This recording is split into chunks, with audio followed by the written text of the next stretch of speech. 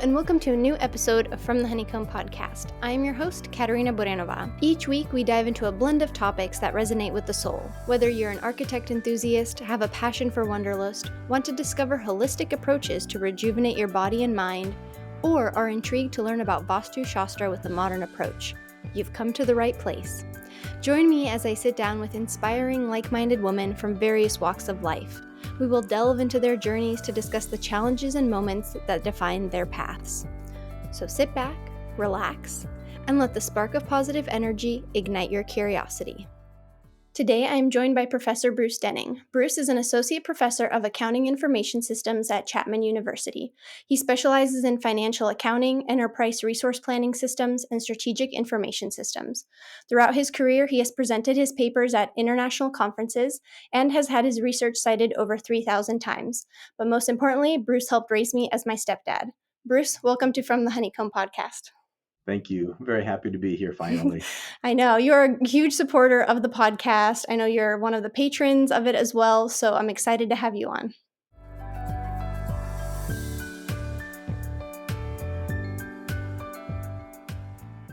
And as you know, we begin every episode by sharing something that we are grateful for in the present moment. So what are you grateful for?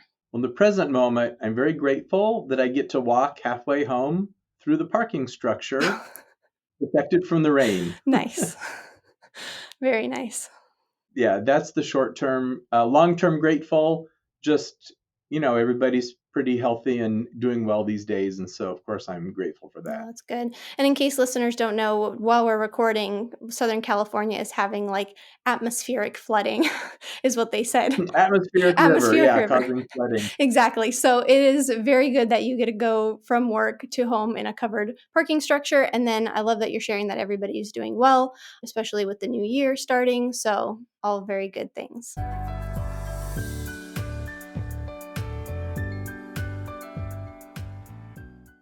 And so, Bruce, I know everything about you, although I did learn a little bit more as I was putting together the intro and of course, all the awards and the presentations, and I remember so much of what you do. But for listeners who are meeting you for the first time, can you share with them your story of how you became a professor? Yeah, I grew up in Colorado. My father was an accounting professor and an accountant. After a while, I just saw that working a 9 to 5 was not for me and went back to school, studied accounting, which I'd always been good at. And I think it just was a natural progression. I always liked helping people. I always liked teaching. I'm always lecturing, whether it's at home or in the classroom, just naturally do that. And so it was kind of following in my father's footsteps. And you graduated from University of Colorado Boulder 3 times. That's right. My bachelor's, master's, and you can't beat school in Boulder. No. It's really nice. Yeah. And eventually there was just no more degrees for me to get. So off I left for New Hampshire. That's right. And so you taught at University of New Hampshire, and then we moved to California, where you've been teaching at Chapman University for 22 years now?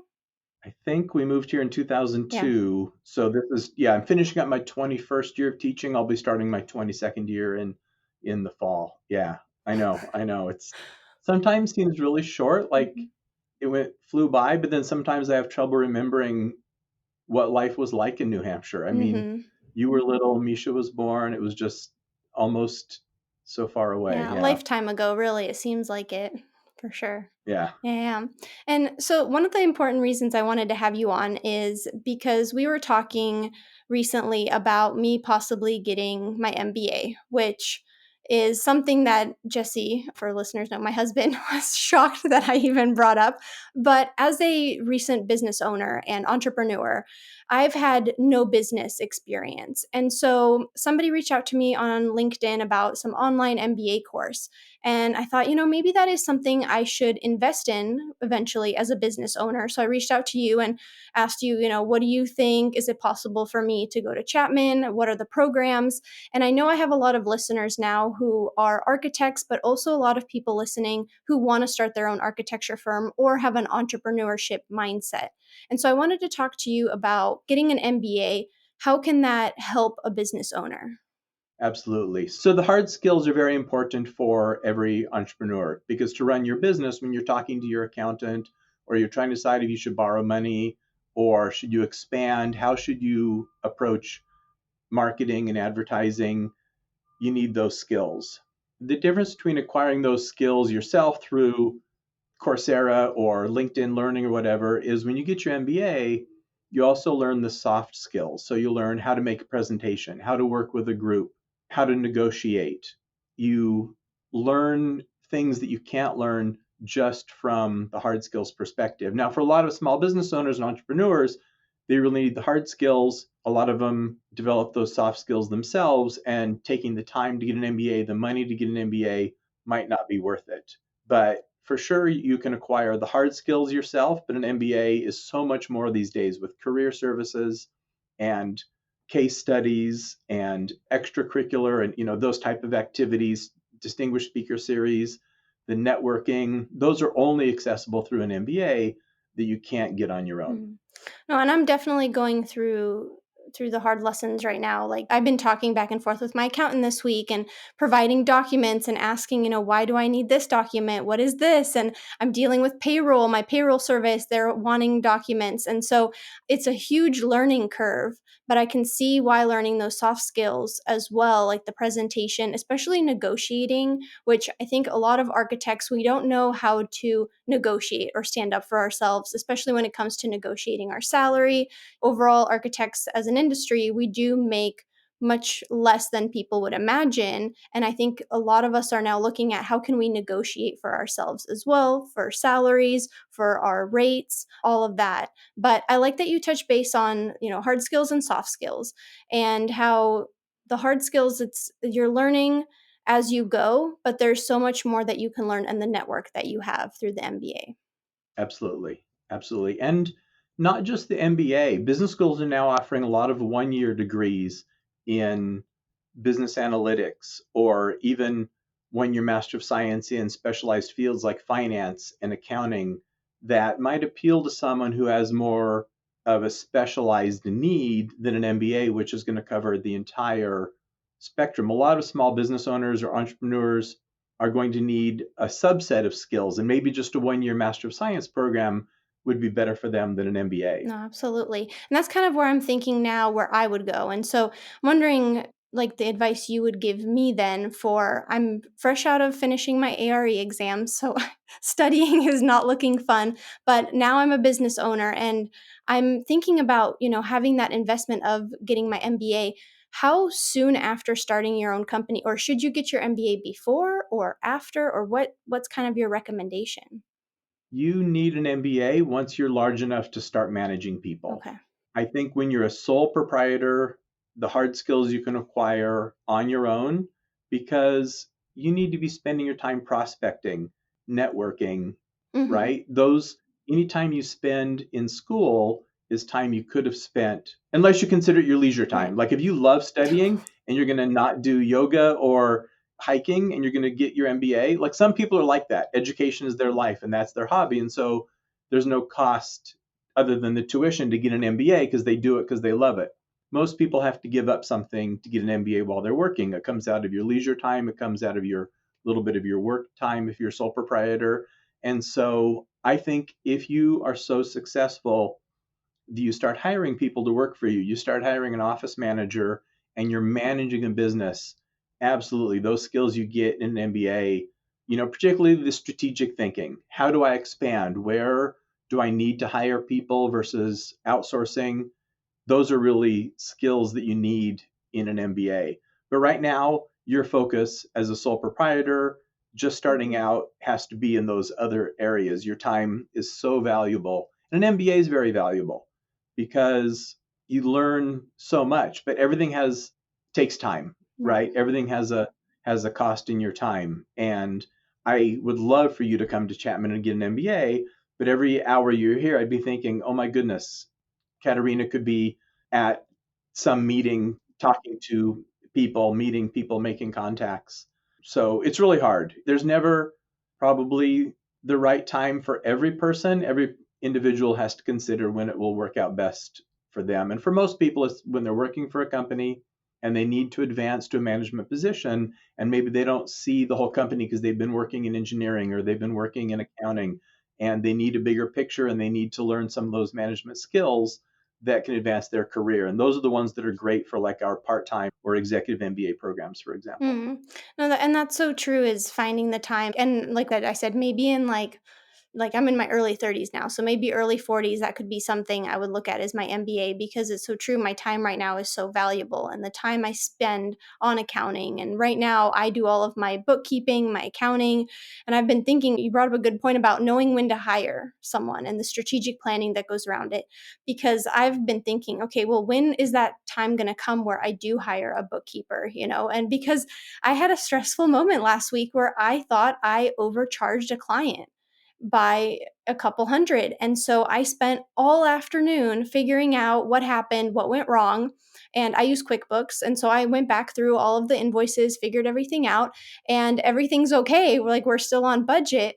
But the stress of that and not knowing, especially because I've never taken a business course, the amount of business I've ever taken is throughout the ARE exams. There was one or two exams that I had to learn a little bit about like accrual systems but that's over my head again now. That was in one year off the other, but it's learning how to also have, I like to say, like a business hat on because now as a business owner, I'm making decisions also not as just the architect and as the designer, but also as the business owner. What's great about what you're experiencing is if you do go back to get your Mhm. MBA, it's going to mean so much more because you're going to think back to those decisions you made and you're going to learn something and you're going to have a real world personal situation to apply it to. A lot of people that get an MBA, they do it maybe right after their undergraduate because they're not satisfied with their liberal arts degree and they think they're not getting the job opportunities. And then they're learning the content, but they don't have the application. Whereas if you do it in 10 years, you're going to be applying everything that you're learning to what you've done the past 10 years. And you're really going to, the thing you learned about cash versus accrual basis accounting, you learn it on an exam, it doesn't mean anything. But now when we start talking about your taxes, what's deductible, what isn't, when should you spend things, well, now do you have a business relate to, it's going to mean so much more. So we really encourage people to get at least a few years of work experience before they get an MBA if possible. No, that's true. And so in amongst your students, what do you notice? Do you notice there's more like the fresh out of undergrad, or are there a mix of also older students who have already had that experience? We have a good mix. I think there's a trend right now for a lot of students to know that going back to school later in life is hard. You have a job, you have kids, and so a lot of them are getting an MBA now, and it's still very valuable. You still have all of those same sort of skills, and now what I call the opportunity cost of their time is very low because they're not giving up as much to get the MBA. And Chapman has some great programs for our undergrads where you can start doing your MBA while you're earning your bachelor's. So you only have to stay one extra year. So the time is really great for them. So we have a good amount of them. And they're also our top students. We only allow the best students into that program so that they don't impact the class negatively. So those folks are doing great. But we also have a lot of mid-career and later professionals across our different programs that are great to talk to in case studies because they're like, oh, we did that at work. Mhm. We were trying to think about this investment or this opportunity, and you have a chance to talk about it. They bring their financial statements to class and we compare them to their competitors. And it's just so much more valuable for them sometimes than someone who doesn't have that experience that's just saying, well, let's compare Target and Walmart. What's their strategy? How does that affect their financial statements? But the people who are looking at their own company compared to their competitors and benchmarking is just so valuable for them. And it's just hard though. You're 40 years old, bunch of small kids, your time is just, it's never easy. And you just have to make the decision. You're going to do it and you do it and everybody figures it out. Mhm. The first semester is tough and then you figure out where you have the time, where your flex in your schedule is, and everybody gets through. No, that sounds it sounds like more like I need to wait a little bit, especially get that real life experience with some of the things I've been learning because yes, it's been a steep learning curve, but I can see the value like you mentioned earlier about having the MBA. Now once I have this experience, I'll have so much value with it. And then there's one question I want to ask you, which is kind of a joke because I always say everything is a write off, or I buy something from my company and it's a write off. Can you share with us what a definition of a write off is for a business owner? Sure. So when you spend money, it reduces your income, right? Your income is how much you make minus how much you spend. So a write off is just increasing your expenses. And that sounds like a good thing. It's like, well, I'm saving taxes, but you're spending $100 on something. Your taxes are, you're only saving $25 in taxes. So you're still not ahead when you write something off if you don't have to. If you have a great chair, Mm-hmm. don't let the salesman say, oh, here's a great $1,000 chair. You can write off that $1,000. Well, yeah, you get a $250 tax break, but you still paid $1,000 for a chair. And I think increasing your expenses, it seems great because it means you're paying less taxes, but you're still paying those Mm-hmm. expenses. You want to keep your expenses as small as possible. Even though they do reduce your taxes, that money's gone. You're not getting it No, back. absolutely, and that's something I think this first 6 months, first year, every a lot of things were a lot of things were write offs for to get my company. Like it's funny you mentioned the chair. This chair is a write off, actually. Exactly. It wasn't $1,000. I'm not at that budget yet, but still, that's something too. Kind of going back to now, I'm having those conversations with my accountant, and I'm providing all of this information, the expenses I've had over the year, and what's the end income at the end of the year with all of those expenses and those write-offs. But yeah, every time I buy something, I joke, oh, well, it's a write-off. Or I've had packages come and Jesse's like, what is that? I'm like, it's another write-off. But it is true to keep in mind that you're not actually saving the whole 100% of whatever it is that you buy. That's right. A lot of people, I think, they say, oh, it's $100 write off. They think their taxes are going to go down by $100, like they're going to get reimbursed by the government for something. And no, it only is reducing your income, which is taxed at around 25% these Yeah. days. That's about what I've been guessing is about 25% for sure. And so, for other people who are listening who maybe aren't architecture firm owners, you'd still recommend the few years of experience before heading off to get your MBA. But for someone who's, I guess, not in architecture, but has an entrepreneurship mindset and wants to start, I know there's a lot of online businesses now that you can start, ebooks and things like that, and a lot of, Etsy stores and things. If someone has a big entrepreneurship mindset, is an MBA something also that would be helpful for them? It is with schools like Chapman that have a great entrepreneurship Mhm. program where you can get a mentor, you can get successful entrepreneurs to talk about your ideas and get strategies.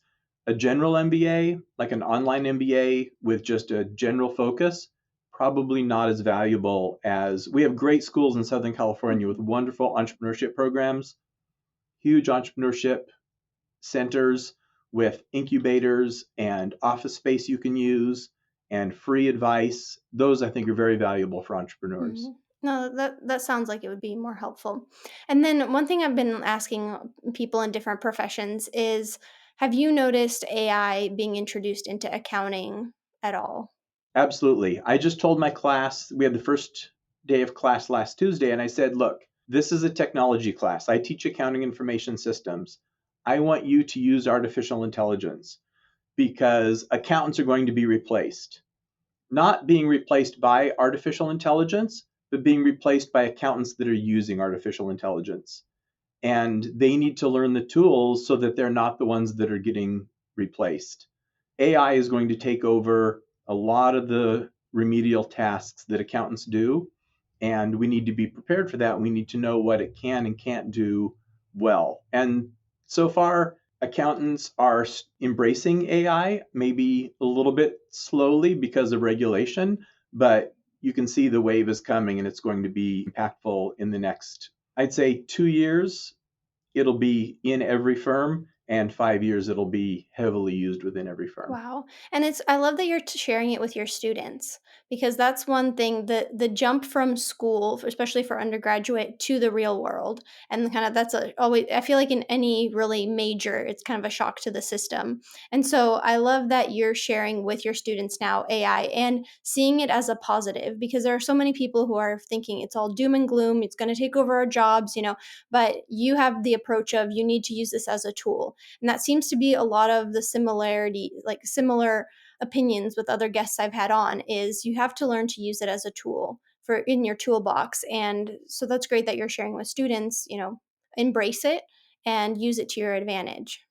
Absolutely. Yeah. And I suppose in architecture, a lot of the filling in and background work and rendering, that's going to be taken away, but that leaves the architect to do the creative part, the brainstorming and the talking to the client to understand what fits their needs. And so maybe it's going to take away the worst part of our jobs, just leaving the best parts for us. I think so. And that's funny that you mentioned that. Is that was a business decision I had to make last year, is what am I going to do with renderings? Clients are asking for 3D renderings. Everybody wants to provide 3D renderings. It's a great way to show your design concept without, because some clients cannot read plans and elevations. They just struggle in the 2D, so 3D just works better for them. And so I explored using different software programs, thinking about learning to use new software programs. Is it worth the investment? There was one that was a third of my overall, it would cost monthly a third of my overall expenses. And so Oh, wow. I ended up, no. So I put my business hat on and said, nope, that's too much. My designer architect hat was like, oh, come on, it'll be fun. And then business hat said, no, you can't afford this right now. You don't even have the time to work on it and play around with it. And you don't have the size of, like, the project size to take on such a software. But I started to explore even using AI. And in AI, I was able to take a 3D model that I built in SketchUp, and that model maybe took me, I don't know, 2 hours. I put it into an AI software, and within 10 seconds, I had 3 different rendering options. Wow. That's, yeah. So, I accidentally did a web search the other day in Chat GPT-4, and it thought I was asking for an image and not, I was looking for a picture mhm. online.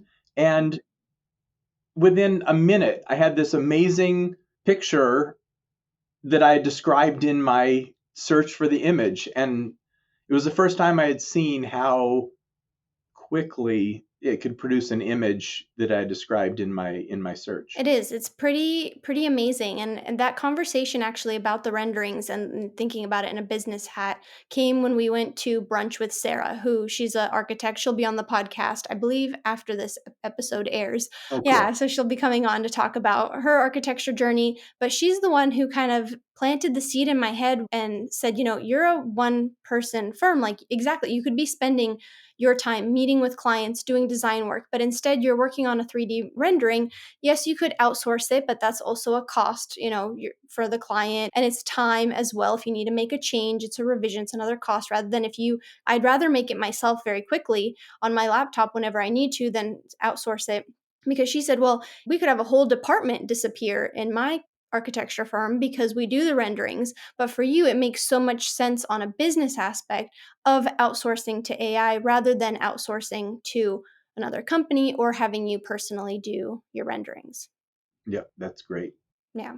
So she kind of planted the seed. And that's why it comes back to that business hat on, and thinking about, so many things from a business standpoint, and not just, of course, I love the designing, the creating, and I've been having fun with the business aspect of it too. Like, it has been interesting learning how to have your own company, and making executive decisions about certain things, like having to decide if I should take on the software or not. And I'm getting other friends who are in the architecture industry going, oh, but come on, you can use it. I'm like, well, but I don't have a firm who's backing it for me. I have to look at the overall expenses.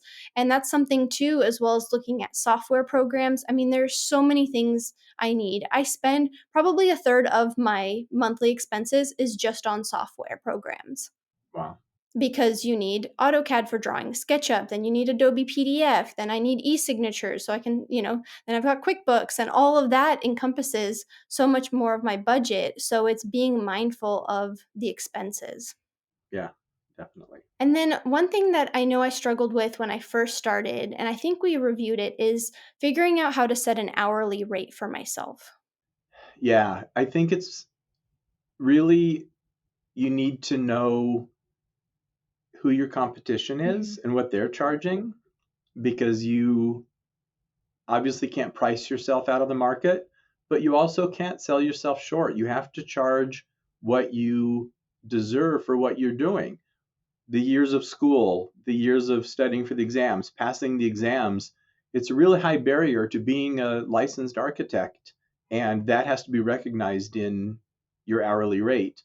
But also, you have to think about, I'm adding so much value to these people to help them, to bring out of them their vision, because they kind of have an idea what they Mhm. want, But I think a good architect asks the right questions to really nail down how does that look in a concrete form. And that's almost invaluable to them because the thing you're building lasts for decades, right? Right. So charging the appropriate amount is because of the huge value that you add. No, absolutely. And that's one difference. And I'm actually putting together a blog post that'll be on my professional website about the difference between hiring an architect and a designer, and especially the cost.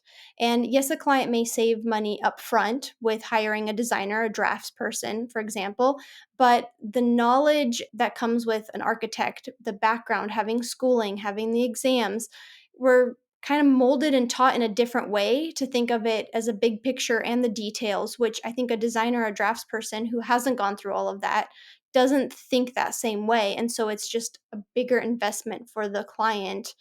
It's, what is it, a bigger upfront cost, but it's a long term investment. And as a total cost of the project, it's not that much more. No. If you look at how much it costs to build just a small house and the architecture fee is such a small part of that. I mean, if you think of it as, well, how much is this one person making? You think, oh, it's a lot. But then you look at all their expenses. Like you said, the one third of your cost is going for software, the office, and all those other things that you're getting with the licensed architect. Yeah, absolutely. And that stamp, all the all the licensing requirements, the continuing education which comes with it, and staying up to date on all of the codes and all of the requirements. That's something that now, since I'm in my second year of having my license, so I've had to do continuing education hours. That's a time Mhm. commitment, and that's also some value that I bring. And so, speaking of value, like, how do you teach your students to bring out the value in them? So I'm primarily teaching accounting classes where we're talking about evaluating the value in Mm, organizations. So, are they getting value through minimizing expenses, by adding value through customer service, design, research and development? And it's kind of, rather than talking about how we add value, because that's, as an accounting professor, that's really the job of someone teaching strategic management or marketing. I'm more, how do we measure the value?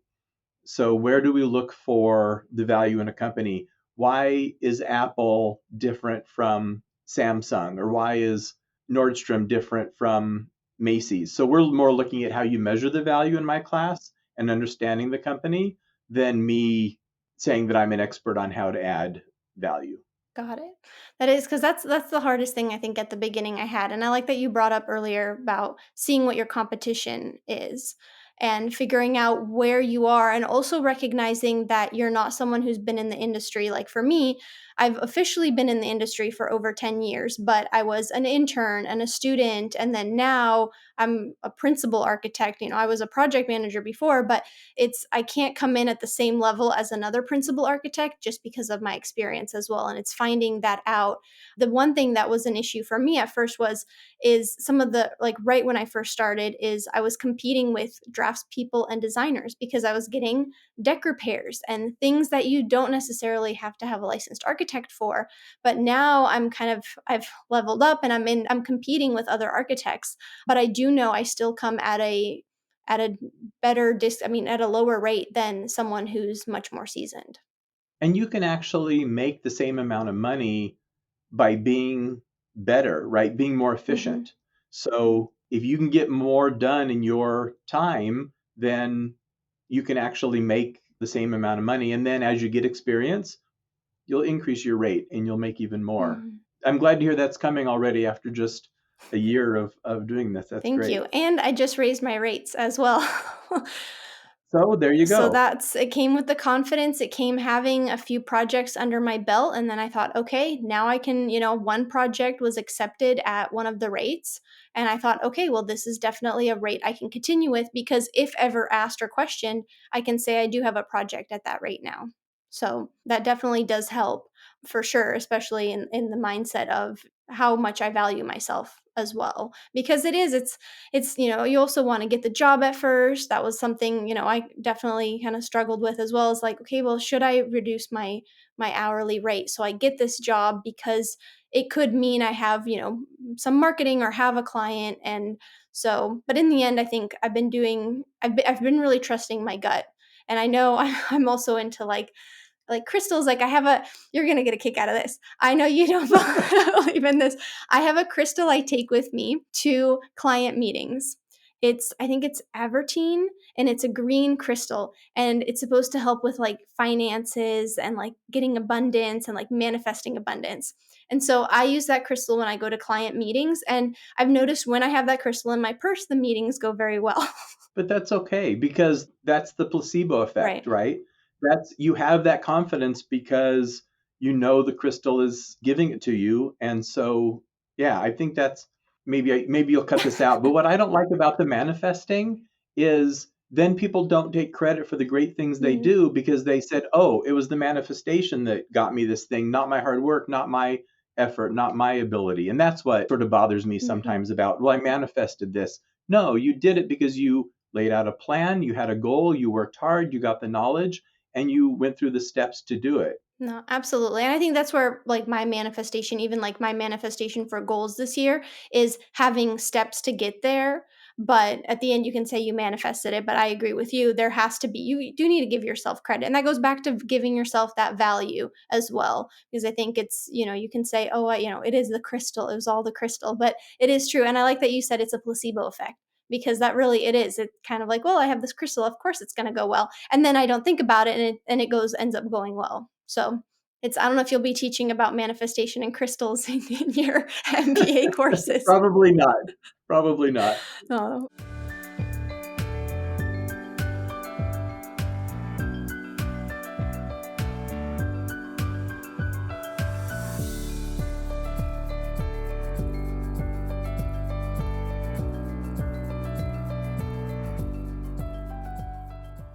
So if there's someone listening still right now and they're thinking, gosh, I don't know if I should get my MBA still, what is your piece of advice for someone who's still on the fence about getting their MBA? Talk to someone in the MBA admissions office because they'll evaluate your situation, what sort of things you want to accomplish, and whether an MBA will be able to help you. You can read 100 web pages on should I get an MBA, and a 5 minute or 10-minute conversation with someone just to explore your options, the different kinds of programs, the other degrees you might not have considered, just sitting in on a couple of classes to see if it's sort of the learning environment that you choose. You don't have to make the decision by yourself. The admissions teams are there to help you find, is this the school for you? Are you going to get out of it what you want? So I would visit a school, just say, hey, I'm thinking about an MBA. Can we just talk about it? And they'll be so happy to talk to Mhm. you. No, that's great advice. And I think how you mentioned even earlier about how there's, entrepreneurs who have so many ideas and, maybe don't have that business background, but there's just MBA courses for whatever you want. Like if you're thinking about, like for me, I could see myself finding a course that is kind of geared towards business owners and someone who already has their business, rather than someone who, wants multiple businesses or multiple ideas, things like that. Is just so there it seems like there's different avenues you can take, which I didn't know with the MBA. I just thought, oh, you just got an MBA, but it sounds like there's so many different avenues that you can take. And each school has sort of specialties where they're really good. Sometimes Chapman will be the best school for you because we're really good in analytics and entrepreneurship. I would like to say accounting. Yes. But if you're going to go into, some other fields, then UCI or UCLA or USC might be a better fit. So find the school where you have that's going to help you reach your goals. Mm. Very true, very true. And doing the research and figuring out, where is it that you can benefit from it? Because it seems like the MBA is definitely, it's just like AI. It's another tool in your toolbox for as you as a business owner, especially, like I said, I'm the business department now. I'm also the architecture department, but the business department sometimes needs a little bit more help. I know I've reached out to you for questions, or I've Googled stuff, or I've used ChatGPT. I'm like, what does this mean? Because there's a lot that goes into having your own business and becoming an entrepreneur, and there's so much to learn. And so getting an MBA just really seems like it's just another tool for you to be able to accomplish what and grow, especially like you mentioned earlier in the episode, getting your MBA once you start managing people as well. because you're making different decisions. Where for me right now, I'm in like the baby stages of having my business. I don't necessarily think like an MBA would, like going back to even the time, again, I guess that goes all back down to the value of, you value your time. An MBA is an investment, but at the moment it's not an investment for me. Yeah, if you had gotten your MBA right out of undergrad and maybe done the MBA while you're studying for the exams, you'd have all those skills and you'd be using them. That would be great. If you get it in 5 years, that will be great. If you just rely on outside experts, that will be great. There's so many different options. You just have to explore what's right for you. There's no one answer for every person. I think that's a great way to end the episode, is just leaving it open. Just there's so many avenues you can take with getting an MBA. And so, Bruce, where can listeners find you? So I'm on LinkedIn. Luckily, there's just one Bruce Dehning, Dehning. So if you Google Bruce Dehning, it's me. So on LinkedIn, I have an Instagram that's active when I travel. I have Facebook, which is more just kind of keeping up with old friends. But LinkedIn is really where I don't post that much, but I do read my direct messages. I do spend a lot of time following people and learning. And that's where a lot of the cutting edge knowledge is being shared these days. Really, I have noticed that LinkedIn is something I've been going to more often now, because the posts have been more interesting and just more of what I'm interested in learning, especially on the business aspect. Yeah, and if you want to learn more about artificial intelligence, I can plug a newsletter I subscribe to called The Neuron. And it kind of is a one page every morning, what happened in the last 24 hours, and then a feature article. And you can find out about the different tools that are available, sort of what is coming out, what's new in cell phone AI technology is a big thing now. The new Apple Vision goggles, those have AI embedded in them. And so the Neuron, no affiliate link, no money for me, but I read it every day, and that's sort of how I at least know the difference between ChatGPT and Copilot and Bard and Gemini and sort of the different tools that are available. No, that's great. I'll definitely link that in the show notes for listeners. Well, Bruce, thank you so much. This was really insightful, and I hope everybody listening has learned a little bit about getting their MBA. Awesome. Thank you for having me. It's been a dream. Oh, well, good. Glad to make your dream come true. Thank you for listening to this episode of From the Honeycomb podcast. As we conclude, I want to express my gratitude for joining me in today's episode. I hope you have found it insightful and inspiring. If you enjoyed today's episode, please take a moment to rate, review, and click that like button so you never miss an episode. And don't forget to share this with your friends. You can follow me on Instagram at From the Honeycomb Podcast, and you can also further your support of From the Honeycomb by visiting the Patreon link provided in the show notes. Your contribution helps make more episodes possible. And lastly, don't forget to subscribe to my monthly newsletter, A Spark of Positive Energy, that comes out on the 7th of each month. Thank you so much, and see you next Friday.